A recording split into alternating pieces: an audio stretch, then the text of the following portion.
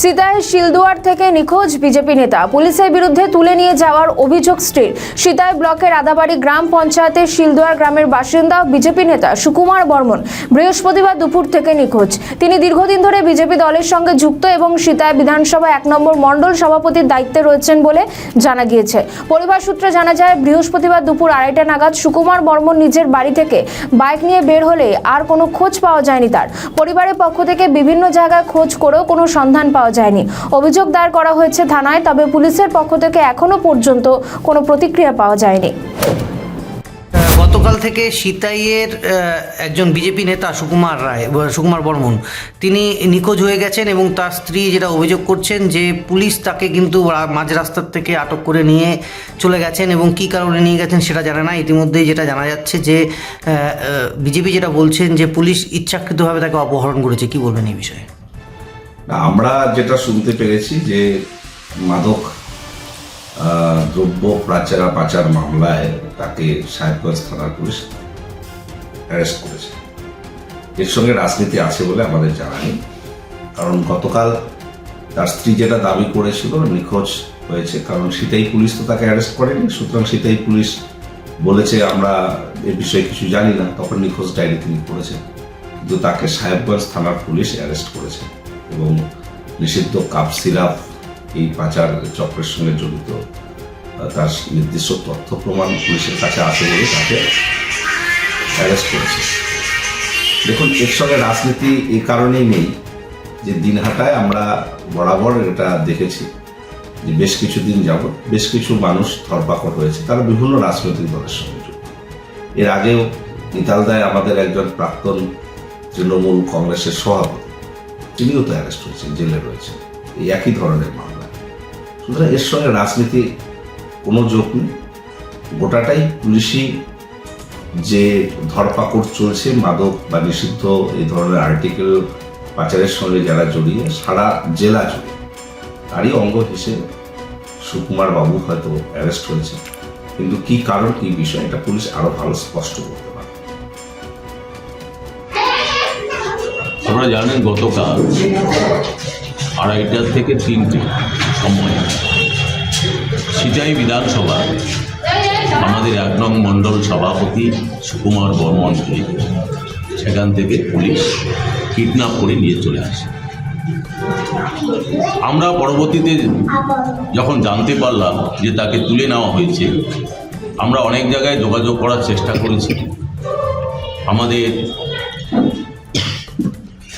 Convener তিনি সিতাই থানাতে যোগাযোগ করেছেন, বিটি রায়ের জেলা সম্পাদিকা তিনিও যোগাযোগ করেছেন। আমি নিজে দিনহাটার এসডিপিও ওনার সঙ্গে আমি যোগাযোগ করেছি, ওনারা বলতে পারেন। রাতে আমি এসপির সঙ্গে যোগাযোগ করেছি, তারা বলতে পারছেন না। আজকে একটা দিন দুপুরে নিয়ে চলে আসা হলো, কোথায় নিয়ে গেল কেউ জানতে পারছি না, আমরা বাড়ির লোক জানতে পারছি না।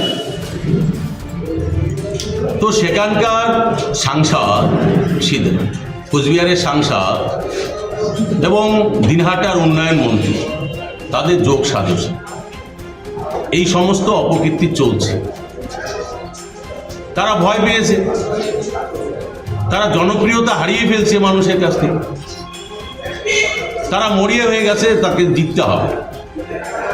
কারণ তারা হচ্ছে পাল্টি খাওয়া নেতা, বামফ্রন্ট থেকে চলে এসছে তৃণমূলে। এবার তৃণমূল থেকে কোথায় যাবে? পাল্টি দেওয়ার তো আর জায়গা নেই, কারণ বিজেপি তো আর নেবে না দেবে। তাই তারা ভয়ে এই সমস্ত কাজ তারা করছে, একটার পর একটা। আমাদের ভারতীয় জনতা পার্টির কর্মীদের বিনা অপরাধে কখনো ইয়াবা ট্যাবলেট, কখনো গাঁজা কেজে, কখনো ফেন্সিডিল সিরাপের কেজে ঢুকিয়ে দিয়ে তারা জেলে ঢোকানোর চেষ্টা করছেন, যাতে যে ইলেকশনের আগে তারা ছাড়া না পায়। কারণ ইলেকশনের আগে ছাড়া পেয়ে গেলে তাদের অসুবিধা, তারা জিততে পারবেন না। এই ঘটনা দিনের পর দিন ঘটতে চলছে। আমরা প্রশাসনকেও বারবার জানানোর পরেও প্রশাসন কোনো পদক্ষেপ নিচ্ছে না। আমরা দেখছি যে ওখানকার নেতাদের নেতৃত্বে প্রশাসন, এক শ্রেণীর প্রশাসন নেতাদের নেতৃত্বে চলছেন। নেতারা যা বলছেন তারা তাই করছেন। দেখুন, দিনহাটার মধ্যে বিদ্যুৎ কমল সরকার, আমাদের দিনহাটা বিধানসভার কনভেনার, তাকে মিথ্যা কাজে ফাঁসি দিয়ে ঢোকানো হলো। দিনহাটার আমাদের দুইজন মণ্ডল সভাপতি কৃষ্ণ বর্মন, সুশান্ত দাস, তাদেরকে ঢুকিয়ে দেওয়া হলো। এবং কৃষ্ণ বর্মন থেকে শুরু করে সমীর বর্মন, শ্যামল বর্মন, পরিমল বর্মন, মিঠুন দাস, প্রায় 11 জন, এবং সিতাই বিধানসভা মিন্টু রায়, সুকুমার বর্মনকে কালকে ধরা হয়েছে, ঢোকানো হয়েছে।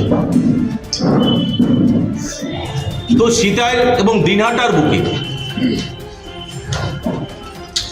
সেখানকার যে প্রশাসন,